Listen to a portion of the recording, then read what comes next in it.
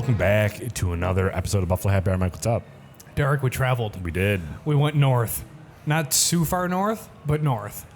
But we are back with our friends at their new location, essentially. But we have so much to catch up on. It's been 2 years. Yep. So for those that remember, we were actually at a separate location in, it's technically, the first location, is it technically North Buffalo or is it still Kenmore? North Buffalo. North Buffalo? Okay. Well, we're back further north. It's sweet. We'll start with introductions, titles, and then we'll dive into everything that's happened in the last 2 years because it's an insane amount. Mm-hmm. Sure. That's what we got. AJ Giordano, COO, co-owner.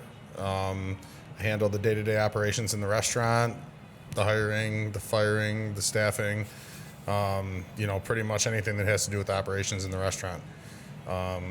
It's been an awesome time. We've come a very long way in the last 2 years. The first time you interviewed us, we were Munch Buffalo. Mm-hmm.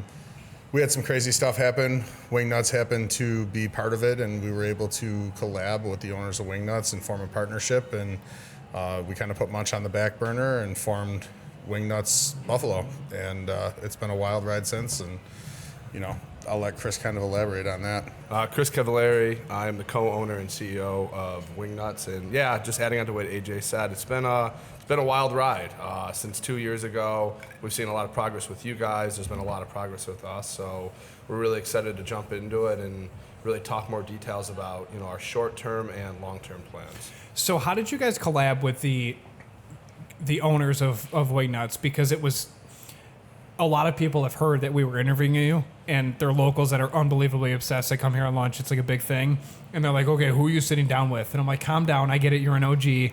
But like, how did that whole story come about? Yeah, absolutely. So I've been just a fan of Wingnutz since like 2016 when I was first introduced to it.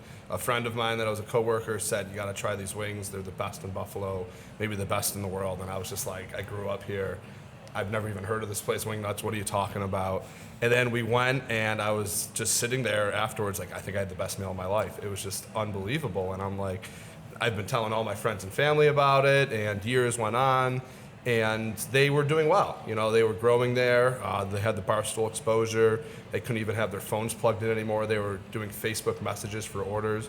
It was madness. And they were doing like 1,000 wings a day, and just like excited and thrilled about it, where we're doing 1,000 before noon here. So we really helped them scale up. But the way we partnered with them is just like anybody else. I was just ordering through Facebook Messenger. And this was in March of 22, right about the time when we did the podcast with you guys. And they said they were in poor health. They didn't know if they were going to reopen. And we went and met with them. And I was like, you guys can't let these wings die. Like, they're way too good. So we decided to partner with them. We opened our first Wingnutz location in July of 22, and then the second location inside Froth Brewing in December. What is different about these wings compared to other locations in Buffalo? I'm going to touch on that. It is size, sauciness, crunch. We get the biggest wings we can find, which some people aren't, super thrilled about, but they're the juiciest. We do a light coating. People say they're breaded. They're not breaded. It's a very light coating.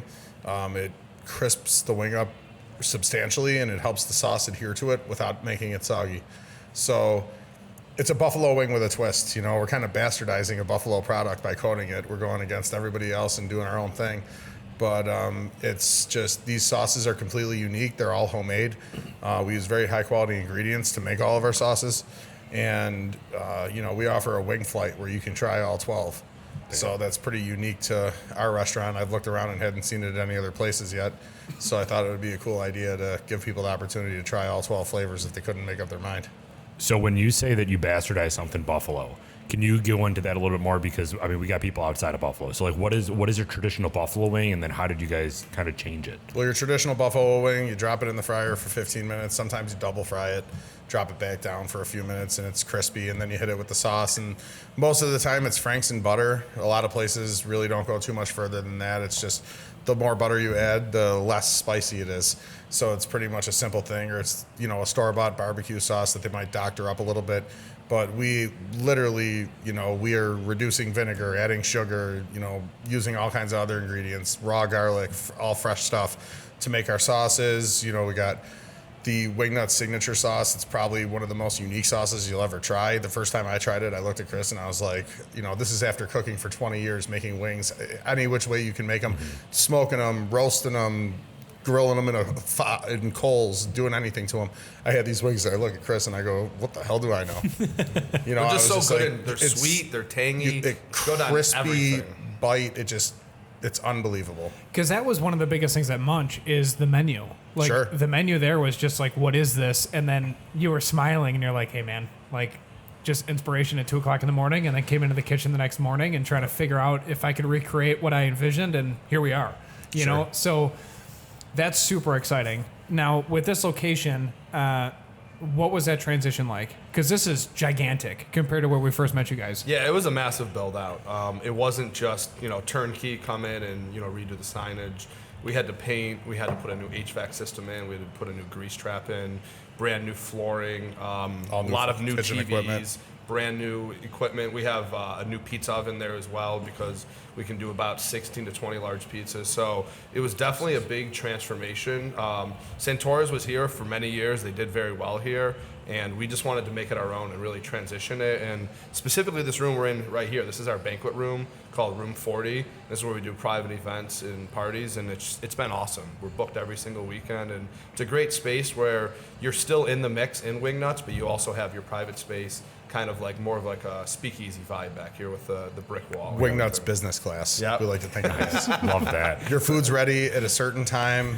You come in, you sit down, you have a dedicated server for the whole room. They take your drink order. There's TVs, there's a projector. You can put business, PowerPoints up, whatever you want to do. And, and you don't have to wait for anything, and everything's brought to you. It's really nice. Was that what you guys were aiming for, or was it just opportunistic that it came up and you're like, we can make this work and this is how we'll Super make opportunistic. Okay. It was, we backed out of this deal a couple times. We were really kind of skeptical of whether or not we would make it work, but the location, it just kept bringing us back. It's like you're right off the thruway. You got the Marriott next door, which we just found out they sold for $30 million. They've renovated the entire place. The outside is next. You got the DoubleTree next door. There's 6 hotels. You got the Pepsi, or the whatever it's called now, Northtown Center for the hockey tournaments. I mean, there's weekends where we get 8 or 9 40-person walk-ins from the hockey tournaments. They're like, we heard about you guys on Barstool. And then they just flood. And this whole room is full. There's kids running around everywhere playing bubble hockey. And, it's awesome. It's a family restaurant. It's really, with the brewery, it was a little smaller. It was more like, it's not as much of a family restaurant as it is, come in, have a few beers, hang out. This is truly bring in your family. We'll host you. You have a great time, good experience with the servers. You can have drinks. We have a wonderful cocktail menu. We have some great bourbons we'll get into later. It's really a great experience. It's the overall family experience. Sure. Yeah, 41 beers on tap too. So Yeah, really good selection of draft beer. It's huge, because the other thing that you didn't mention, that from a business class experience, we're surrounded by Kaleida. Of course. And Kaleida Health is just a gigantic embodiment of healthcare in Buffalo for those that are not local, but it's huge. Like Children's Oshai is within Kaleida Health, and obviously Josh Allen's grandmother's donation at the Children's Hospital and all that, like that whole deal. But there's the Kaleida Health lab across the street. Millard Fillmore is literally around the corner. And that's where I just had my baby. We brought them all wings and pizza. Cheers, yeah. man. Absolutely. Yeah. I mean, it's got to be like one of the biggest opportunities that you can have here, especially from a PowerPoint standpoint. That's what they live on. For so sure, yeah. good Being for really you guys. close to UB as well. We have a really great partnership with them. Yep. Not only just the students, but also the faculty and staff. Coaches. We just had the new coach come in for the football team. He did a podcast here up front. So yeah, we do a lot with UB and the students as well. So back when you guys were Munch, Yeah. you did wings there too, right? Sure. Oh, yeah. We did really good wings. What was it tough to kind of come to something like this and say, did you have to scratch everything and start over to take what they believed was Wingnutz and kind of recreate that? Or like, what was that like? So not really, a little bit we had to, because these wings, when you try them, you're going to understand. But we took a lot of the creativity with Munch and kind of focused it on other parts of the menu. We created some really cool pizzas. We did a blueberry jalapeno prosciutto pizza last week. We did a bunch of different kinds of crazy stuffies. Stuffies are day-old pizza bread that we turn into a loaf of bread, and we cut it in half, hollow out all the extra dough, and then we stuff it with Philly cheesesteak or turkey club or whatever. We got all kind. It's like a sub, but in the shape of a sandwich. It's really, really good. Some cool appetizers. Every week we do a new wing flavor, some sort of log of, this week we're doing a street corn log for Cinco de Mayo. It's really popular. We already sold about 100 orders of them. We try to take that creativity and keep it fostering within the specials, and we keep the menu pretty simple. It's roast beef, pizza, some really cool salads and things like that. But overall, we really try to get creative with the specials.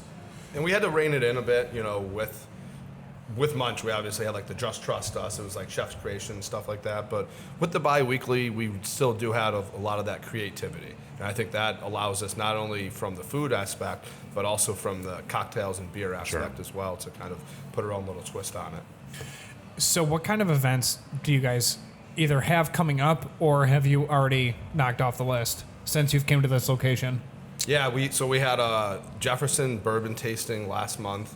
We had the owner and president of Jefferson come in and just talk about where he started, how he really came to be, and really talking about the brand. And that was really impactful, because our reps over at Southern were like, we've done events for years and he's never showed up. So him showing up was a really, really big deal. We also have a bourbon tasting next month, or almost next month, coming up here quick with April. It's May 16th. It's from 6 to 9, available through our website if anybody's available. It's going to be 5 courses.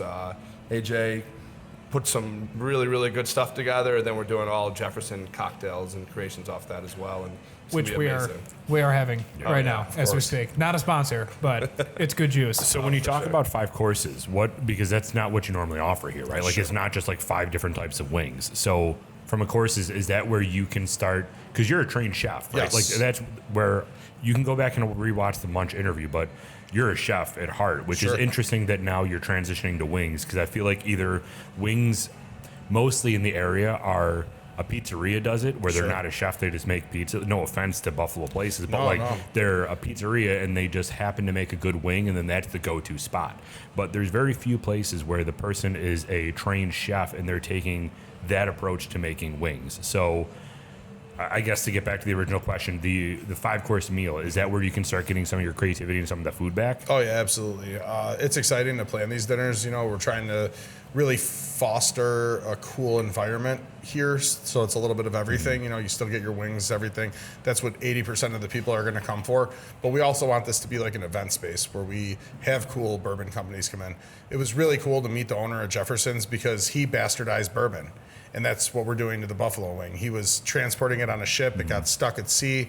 It was hit by a couple hurricanes and spilled most of his hull. And then the ones that didn't spill, he's like, wow, this is the best bourbon I've ever had. It got all this exposure to the oak and, all the casks and stuff. And it's kind of like he took the bourbon industry and flipped it on its head and started doing things, aging bourbon in extreme environments, cold, hot, salty, humid, and got all these crazy results. And we started coating our wings and making these different sauces, and we've had these crazy results. But as far as the bourbon dinner goes, I'm doing some stuff with brisket. We're going to do a burnt ends course with one of the Jeffersons. We're going to do a smoked steelhead rillette, which is a like steelhead and cream cheese dip with a homemade cracker with another one of them with the ocean.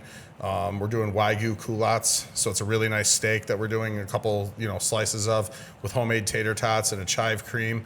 And we're going to braise some greens in one of the bourbons.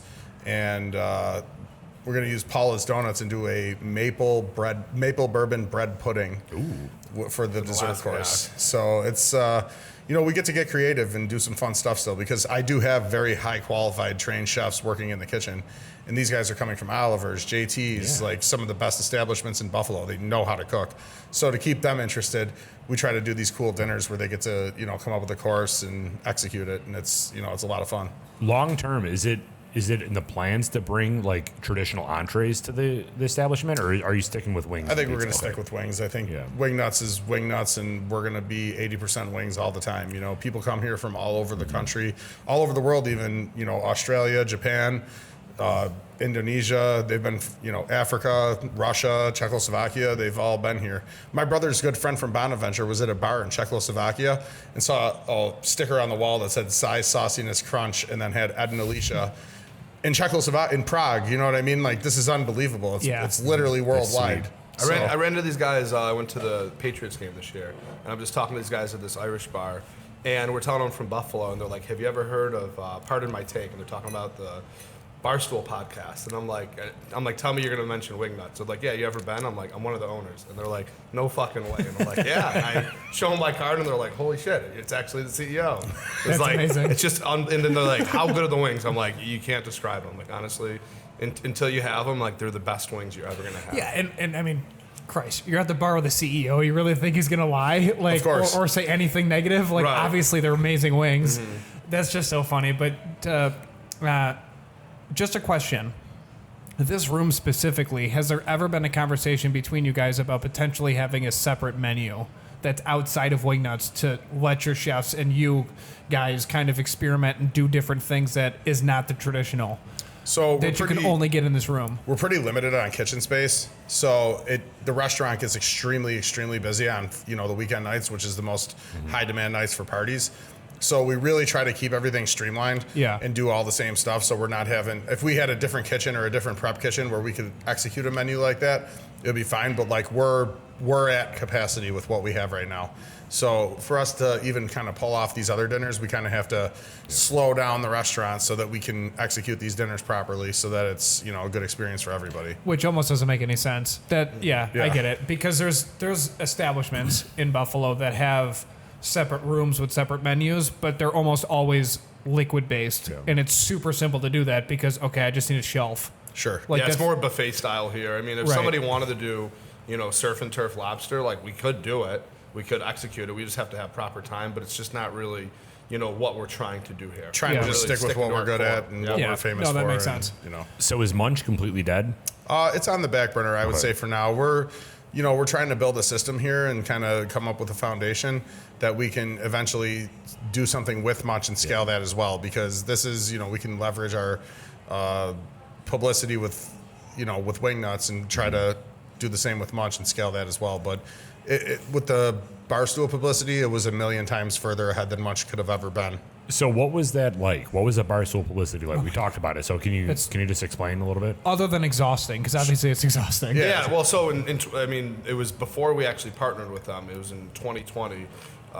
Big Cat and PFT came to Buffalo and Portnoy. They said, "Where's the best wings in Buffalo?"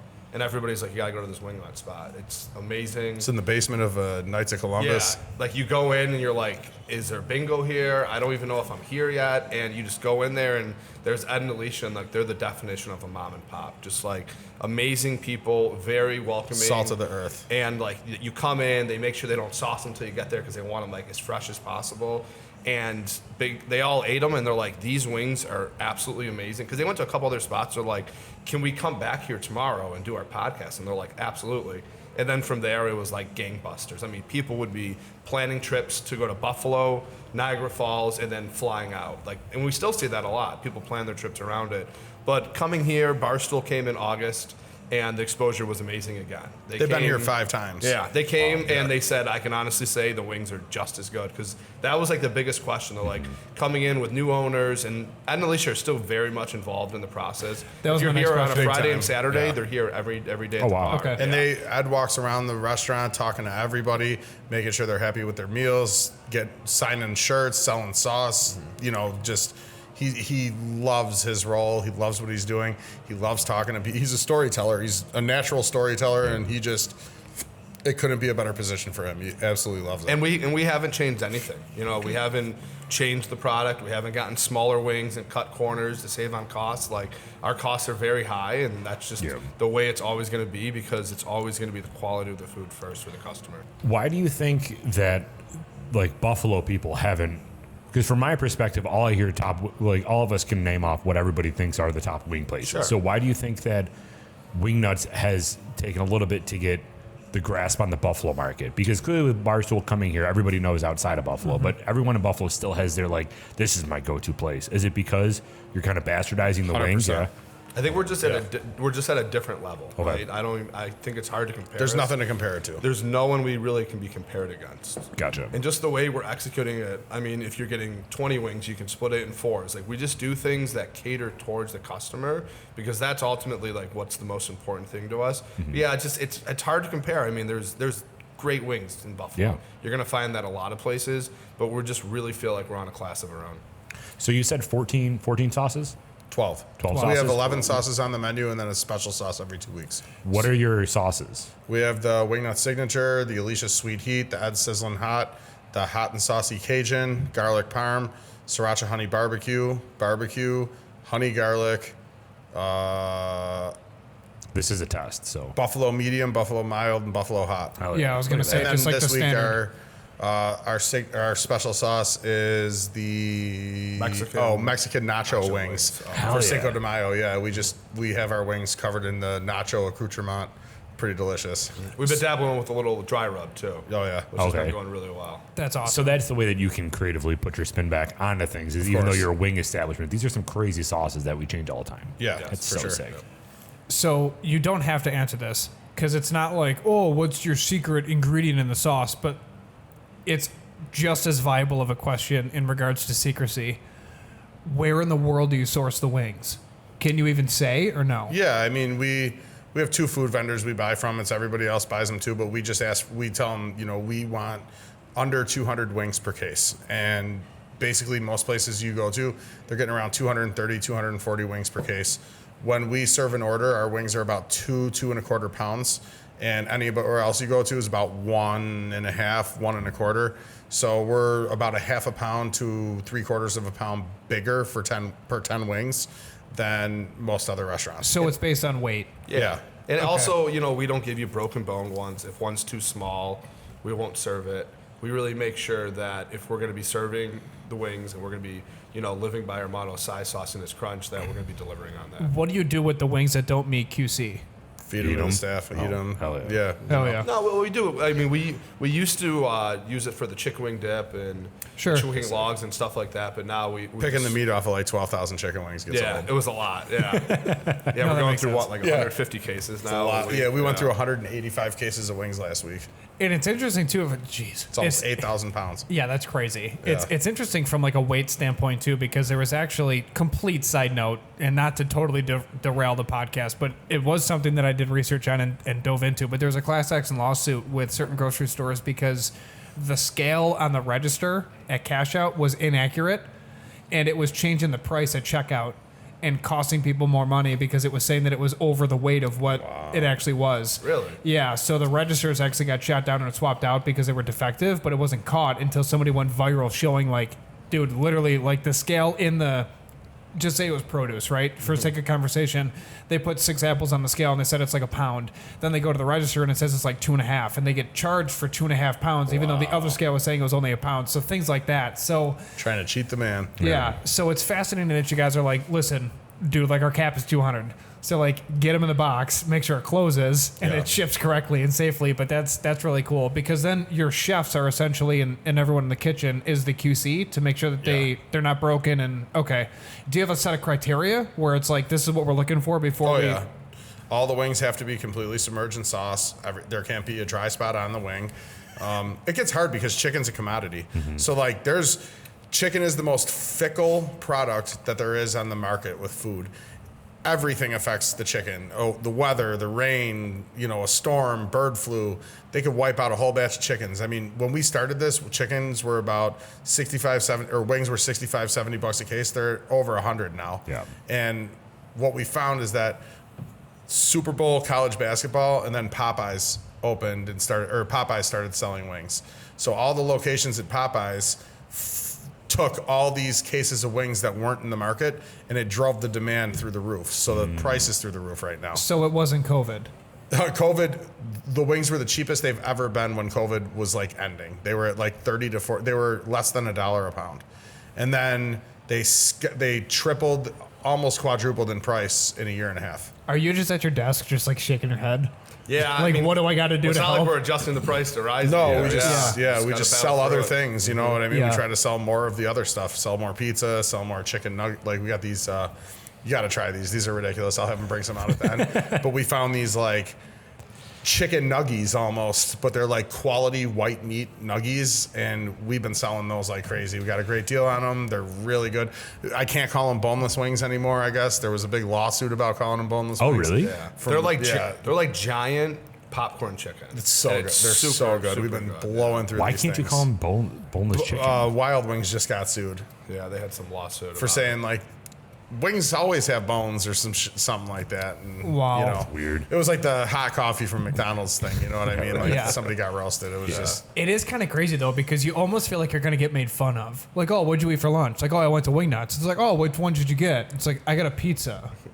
yeah, exactly. how do you It's have like, that I know, conversation? yeah, it's funny, but we just have something for everybody. You know, primarily everybody comes here and gets the wings. You know, it's like, It's not wood what fired. do you guys have that's good? And it's like, oh, the burger's great. You know, it's like, you know, we do have a Wagyu burger. It's excellent, but the wings are what you're here for. Is it wood fired or stove pizza?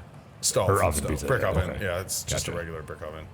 I mean, Hell yeah. Really good. regular It's so brick sick. oven. Like, there's Yeah. stipulations to that. Did you import this thing? It's a blodget. It's nice. It's a blodget, not a brick oven. I'm Yeah. sorry. It's just your standard pizza oven. You know? Gotcha. But it's Like traditional buffalo style pizza? yeah, a little bit, I guess. You know, we do a little bit sweeter of a sauce, and then we also have a traditional sauce. I love the sweet sauce, and then we also use a mozzarella provolone blend, which is a little different from most of the places around here. It kind of smells like a fart when you open the box, but in a Hell really yeah. good way. That's the best kind of cheese. It's the best. Yeah, you know? It's like 100%. it's stringier. It's Yep. got way more flavor to it. Yep. It's just, you know, we garlic oil the crust. It's really, really good. That's awesome. Again, I feel like a wing in a pizza place, just like if they get a good wing and they make a good wing and they just run with it, they don't change anything. I see a lot of pizza places where they're just like set in their ways of this is what we offer. We don't change anything because it's been successful. And the fact that you're talking about you have two different types of sauces, you use this different cheese, like it's really interesting to get a chef's perspective on pizza and wings because Sure. that doesn't exist here that much. Well, also too, all of us at this table growing up, you went to a different place because you wanted a different taste. So you're like, all right, I'm in the mood for Pizza Hut because I just want their crust, right? Or like the buffet back in the day, and you just want to be an animal. You read all your books for the month and you got a free pizza. Exactly. You know what I mean? I just wanted the salad bar, man. Yeah, Catalina the dressing. salad bar was the best. They had French dressing. It was awesome. Like a little volcano with the tomato on top. That's what I'm saying.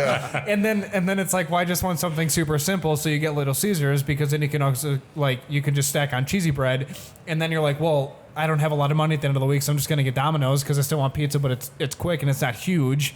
And then if you wanted to get bougie, then you dove into like the actual other pizzerias in the area, Sure. whether it was Blaisdell or Bella or whatever the case. But for you guys to Great like, places. yeah, to like make everything gourmet in a sense and elevate the menu of we have wings, but they're not. Like that's the part that's driving everybody here because Yes, you're getting a hopefully. massive wing that's And that's the different. part that's interesting because, like, you Yeah. have in Buffalo, we just have different types of pizza. We have the flatbread, we have the Italian, we have the Detroit, but we don't have a gourmet pizza. Sure. Like, we have a pizza that's stuffed with chicken fingers, but you don't have like a gourmet style pizza, Well, which no, that's so cool. It is because the only like gourmet thing is just there's a dude that was local. He went to Italy, learned how to make pizzas. But that's came still here, traditional opened a Italian pizzeria. pizza, right? What's that? Jay's Artisan? Yeah, so, it's like- awesome pizza. Right. So you have Jay's, which is like authentic ingredients from Italy, and that's what makes it what it is. Yeah. We But actually worked with Jay too. Yeah, he helped He's us a- develop yeah. our pizza dough. He's Yeah, really, he- really That's great. so guy. cool. he's a total bro. Like Really nice. super Super cool. knowledgeable, super good dude, Yep. and like. Which also, side note, that's what makes Buffalo Buffalo. It's like every other person that might be involved and like they all network and they can just help each other. That's awesome. Sure. But to make an actual gourmet pizza that's completely different from what Buffalo's used to, which is probably why Barstool's been here 5 times. Sure. That's insane. I tried switching up the pepperoni and getting away from the cup and char, and then the market revolted. Oh, I'm sure. I had to go We back went to the back, cup and char. I was like, you know what? let's There's go some with the cup staples and you char. have to keep. Yeah, dude, you know, I try to get like I like cup and char. Don't get me wrong, but we found this really good Ezzo pepperoni. It's all natural from Italy. It's like really good. No carcinogens and none of the bad stuff. Everybody here's like, we want the bad Yeah, stuff. give us the cancer. Give us the grease? cancer when it Where's comes to the pizza. grease? We'll Yeah. take it. Yeah, I want my grease cup. I don't have to dab this. Like, what do you do? So this For sure. location, this has to be different though from the one that you have in Froth Brewing, right? Like you can't do the same level of supply that you can there, right? Oh, it's wild. Yeah, so I mean, our kitchen's actually much bigger here. There's only about 200 square feet over at Froth, so it's mostly fryers and a flat top. Here we do have a lot more versatility, and including the banquet and the patio, we can sit 330 in this place. So Wow. full service. It really gives us the ability to do live music, host our own events, and just really make it our own. Not to get like really like strange, but how does truck work? Like you're so close. Like where does a truck go to unload all the ingredients? Oh, we have a back door. Yeah, The so back door of the entrance, kitchen. Yep. That's all the way, because isn't this like a strip plaza type situation? Yeah, but there's a whole back to it also. We have a back door, walk-in cooler, huge dumpster area, all that stuff. That's Yeah, where because the they trucks have are. like 195 units above, and they all enter through the back. Yeah, That's wild. That's where the Triad apartments are. Yeah. Got it. Oh, okay. That's cool. Okay. Yeah, that's where all the beer vendors call us at 7:30 in the morning. We're like, we're not here till 8, buddy. Get back in your truck and back hang. in the truck. Yeah. Yeah, go get a cup of coffee. That's awesome. So we talked about the bourbon event that you have coming up. What other events do you have coming up, or what's next for you guys? We talked about the couple locations, the one in Froth, the one here. What's the address here again? 1402 Millersport Highway. So, like, what's next for you guys? Are you just kind of just trying to maintain what you have here, or are there We're future always plans? looking to expand. Yeah, so a couple things that we're doing. We're doing collaborative events with Resurgence Brewing in June, July, and then we're also going to do another pop-up out in Rochester in August, right around training camp. In regards to our plans in the short term, we're looking at a location in New York City and also the Bronx right now. Probably be opening that probably by July or August. Okay. Where right now we're in the process of co-packing our sauces. And then we also have a Southtowns location. We can't reveal where it is. It's pretty close to the stadium. We really, really like it a lot. We're just kind of figuring out the logistics with an architect, because we're probably going to have to do build out of the kitchen there. But if it all goes well there, we would have like 300 parking spot, a complete all-in tailgate package. So we're really looking at expanding not only to New York City in the short term, but also the Southtowns. That's really on our mark. Was the New York City expansion because of Barstool? No, not necessarily. Okay, no. It's just it has a really, good reach to Yeah. the market, and it's through like a ghost kitchen model, so it will be different than this. It won't be a full service. We do aspire to eventually get one, hopefully, in the future there, but it's really simple. You get 3 or 4 cooks, crank out the food. We have an exclusive relationship with Uber Eats and Cloud Kitchen, so it really allows us to be able to scale not only to something within like 6 hours away, but all up and down the East Coast. That's sweet. From a Southtowns guy, I genuinely appreciate you guys coming to the Southtowns, because Yeah. a lot of businesses that are located in the Northtowns say we're going to open our next location in downtown. I'm like, well, that doesn't really help me. Right. Like being in the Southtowns, Hamburg, Orchard Park, Marilla, Elma, like we love having businesses come to the Southtowns, and there's always this divide of like downtown.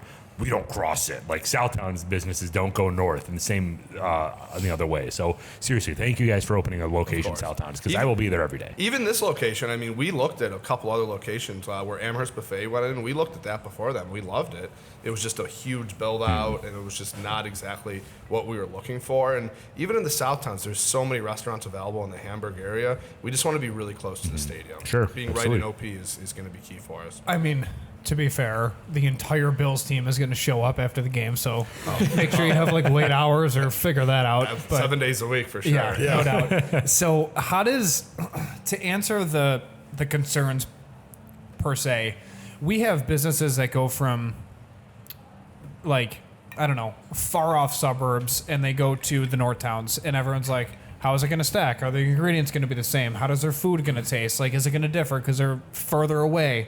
How does that work when you're legitimately going to the other side of the state? Is there any concerns there? Do you guys have a plan for that? Was that a conversation? Yeah, we definitely have a plan for that. We're working with a really good company to make sure that our sauces are made the exact same every time, that they're consistent.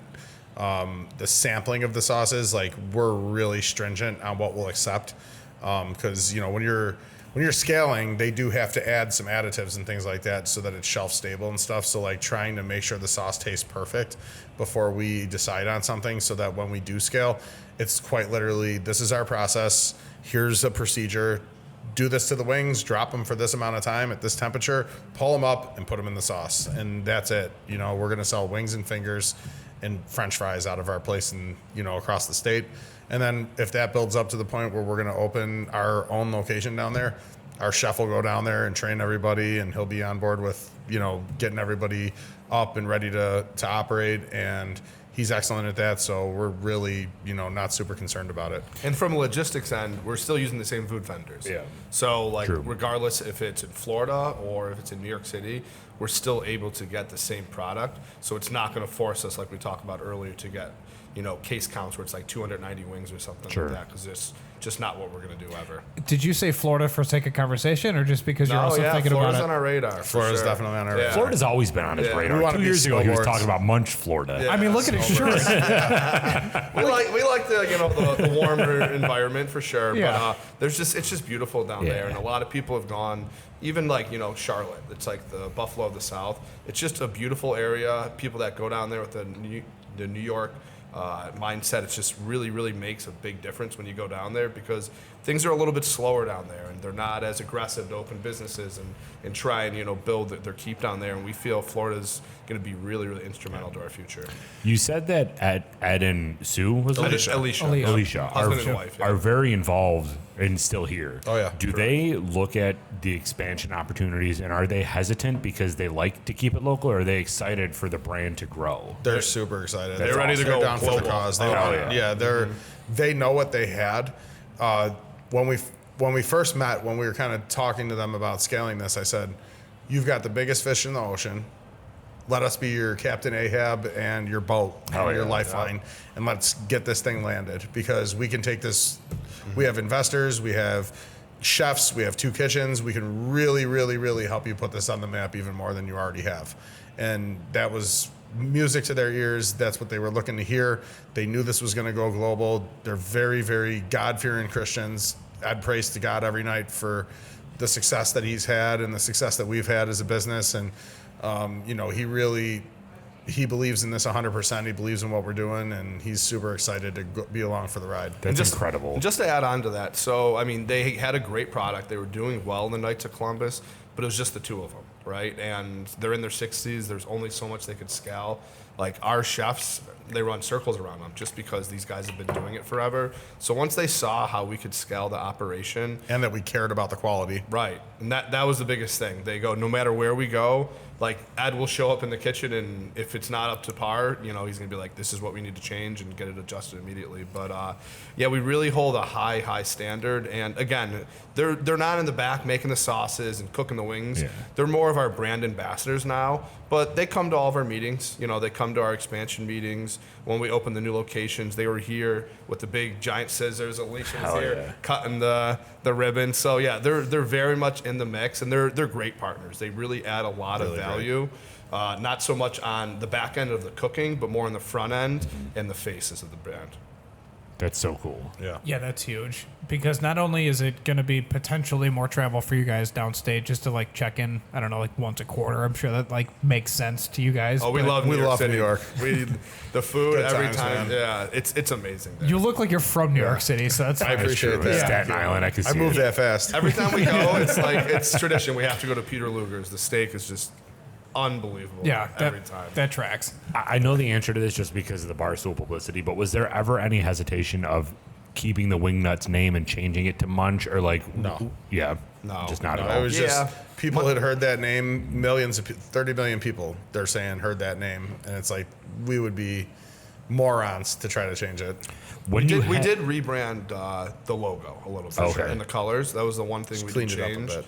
Yeah, but besides that, everything's pretty standard. When you had Munch, were you thinking about something like this? What was your Not your really. 5-year plan for Munch? We were gonna open our own location, do a bunch of catering, kind of cool sandwiches and things like that. Eventually open our own full service, but it was just the opportunity. Chris called me and he goes, "AJ, I just talked to Ed and Alicia from Wingnutz. They don't know if they're going to reopen. Let's see if we can make this happen." He's like, "I'm telling you right now, you got to try these wings. It's something special." And I mean, it's infinitely scalable. You go anywhere on the planet and put a chicken wing down in front of someone, they know what to do with it. And it's like Asia, Africa, wherever you go, chicken is a primary food source. Yeah. And chicken wings, breaded, battered, raw, naked, and different. People dip them in hot sauce and slurp them down, and it's just, that's how they get eaten. So it was just, to us, it was a no-brainer. This is scalable. You can take chicken wings anywhere on the planet.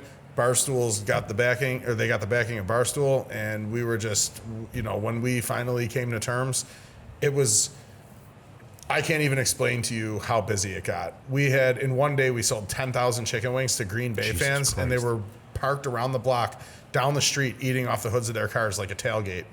There was a line out the door. The smoke from the fryers filled the whole building. We couldn't cook enough wings. We went through, and we've had busier days since then, but that just gave us like, okay, we did the right thing. Like, you know, it was back-to-back weeks.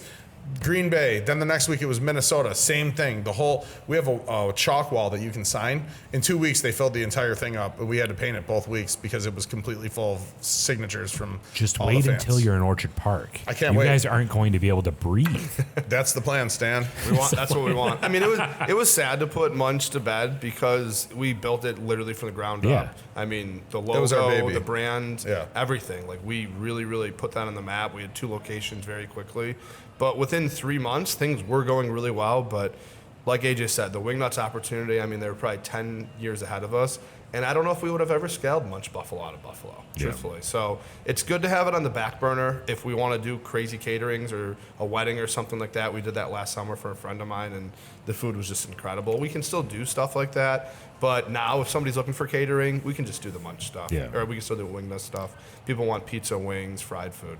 Well, that's why I'm really happy that you're still expressing your creativity through the sauces and then also doing these 5-course dinners, because you do have an insanely amazing style of cooking. Thank you. And taking that and bringing it to wings, but then also still kind of offering it on the side, like this little 5-course thing, like that's what makes you guys special and stand out from like Joe's Pizza Shack on the corner. Obviously, I'm not going to shout out another competitor, but like that type of place on the corner that's just serving pizza and wings. Like, that's what makes you guys special, and I'm really happy that you're sticking to that. Thank you.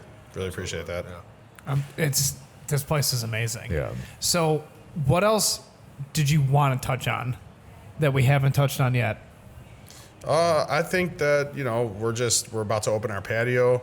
We're going to have a new cocktail menu starting next week. We're going to have some really good bourbons, really good tequilas, awesome beers, 41 different selections. We got all the bottles that you could ever think of, great seltzers. So it's just, we have something for everyone. You know, not just pizza, not just wings. We have burgers, we have sandwiches, we have subs and tacos. And we also have, you know, a drink for everybody. You know, messed around with the idea of doing some mocktails, but every time we do, no one orders them. we got NA beer. But we have NA beer. There you go. And but, you know, with the location here, it's a great environment. It's a family-friendly environment. We have the Buffalo Bills in regularly. We have the Buffalo Bandits. We have Sabres. We're bringing in people from all over. Last year for the playoffs, the #1 news team from Kansas City came in and did a whole special here in the back, and it's a really, really good environment. The BuzzFeed guys were just in, like we were talking to you before with Dawson Knox. That was really, really cool. He's a great guy. So we're just going to continue to keep growing. We don't want to oversaturate the market here in Buffalo. We think our end game in Buffalo would probably be this location and a Southtowns location. But our goal is to have 50 in 5 years up and down the East Coast. We want to hit Pittsburgh, Cleveland, New York City, D.C., Charlotte, Fort Myers, Fort Lauderdale, Miami. Like, it really, the scale is he goes, just get me anywhere near I can go fishing. That's all he wants. Hell yeah. He wants to like, but yeah, we really have a big scaling plan, and we're already in the process of working with franchisees already. So, you know, as we grow, it's not going to always be our locations, but like any franchise program, it's going to be a really strict contingent thing where if you're not going to stay within the parameters of the franchise, we'll take it back over. But as we scale, we hope to open probably like 5 to 8 ourselves, and then, you know, have franchisees kind of take the rest of that for us. That's so sick. Yeah, So that's awesome. Where can people follow you? Social media, what's that? At Wingnutz Buffalo on all the social medias. And our website, wingnutsbuffalo.com.